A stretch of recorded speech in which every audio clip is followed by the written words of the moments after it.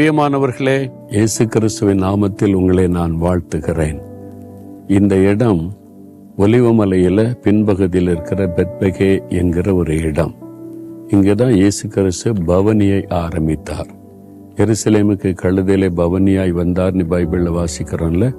இதற்கு அந்த பக்கம்தான் பெத்தானியா கிராமம் இருக்கிறது. இந்த பெத்தானியாவின் வழியாக ஒலிவமலையில் ஏறி வருகிற இடத்துல பெத்பகே என்கிற இந்த கிராமம் இருக்கிறது.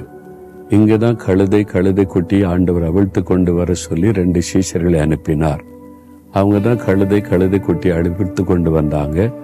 அதை ஞாபகார்த்தமாய் பண்ணும்படி இங்க அந்த சிலை செஞ்சு வச்சிருக்கிறாங்க. இங்க ஒரு பெரிய ஆலயம் இருக்கிறது.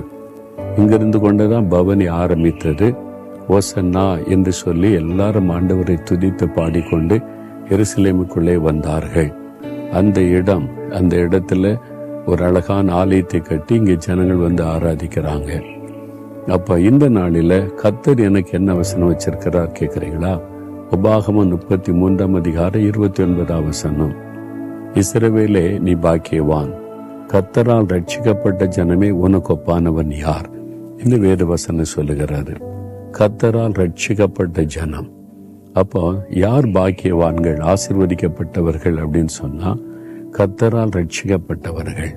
கர்த்தரை நான் விசுவாசிக்கிறேன்னு சொல்லலாம், கர்த்தரை நான் நேசிக்கிறேன் என்று சொல்லலாம், நல்லது. அது மாத்திரம் போதாது, அவரால் ரட்சிக்கப்பட்ட ஒரு அனுபவம் நமக்கு இருக்கணும்.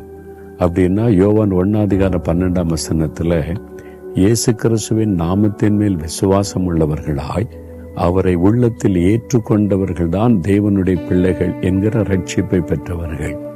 அப்ப ரட்சிக்கப்பட்ட அனுபவம் என்பது பாவத்தை விட்டு மனம் திரும்பி என் பாவம் மன்னிக்கப்படணும், இயேசுவே நீ ரட்சிகராக என் வாழ்க்கையில் வரணும்னு அவரை ஏற்றுக்கொள்ளும் போது அவர் தம்முடைய இரத்தத்தினால் நம்மை கழுவி நம்மை ரட்சித்து தேவனுடைய பிள்ளை என்கிற அனுபவத்தை தருகிறார்.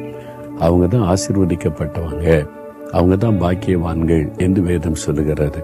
நீங்க ரட்சிக்கப்பட்டிருக்கீங்களா? இயேசுவை நேசிக்கலாம், அவர் மேல் அன்பு கூறலாம். ஆனா ரட்சிக்கப்பட்ட அனுபவத்தை கட்டாயம் பெற்றுக்கொள்ள வேண்டும்.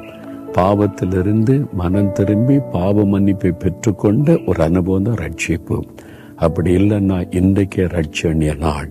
உங்க பாவம் மன்னிக்கப்பட்ட நிச்சயத்தை பெற்றாதான் மரணத்தை தைரியமா சந்திக்க முடியும். மரணத்திற்கு பிறகு பரலோக பாக்கியம், அந்த வைகுண்டம், தேவனுடைய ராஜ்யம் என்கிற இடத்துக்குள்ளே செல்ல முடியும். அதனாலதான் இந்த ரட்சிப்பு முக்கியம். நீங்க ரட்சிப்பின் அனுபவத்தை பெற்றிருந்தா ஆண்டவரை ஸ்தோத்திரம் பண்ணுங்க. உங்க குடும்பத்தார் எல்லாரும் ரட்சிக்கப்படணும் நிச்சயமிங்க. அந்த அனுபவம் இல்லாவிட்டால் எனக்கு அந்த ரட்சிப்பு வேணும், இயேசுவே நீ ரட்சியோன்னு கேளுங்க. ஆண்டவரே, நீ ரட்சிக்கிறவராக இந்த உலகத்தில் வந்தீர், எங்களுடைய ரட்சிப்புக்காக சிலுவையிலே மரித்தீர். இந்த மகன் இந்த மகள் ரட்சிக்கப்பட்டவங்களுக்காக உம்மை துதிக்கிறேன். ரட்சிக்கப்படாதவள் இந்த அனுபவத்தை பெற்றுக்கொள்ள வேண்டும் என்று ஜெபிக்கிறேன். கட்டாயம் இன்றைக்கு அந்த அனுபவத்தை பெற்றுக்கொள்ள கிருபை தாரும். இயேசுவின் நாமத்தில் ஜெபிக்கிறேன். ஆமேன், ஆமேன்.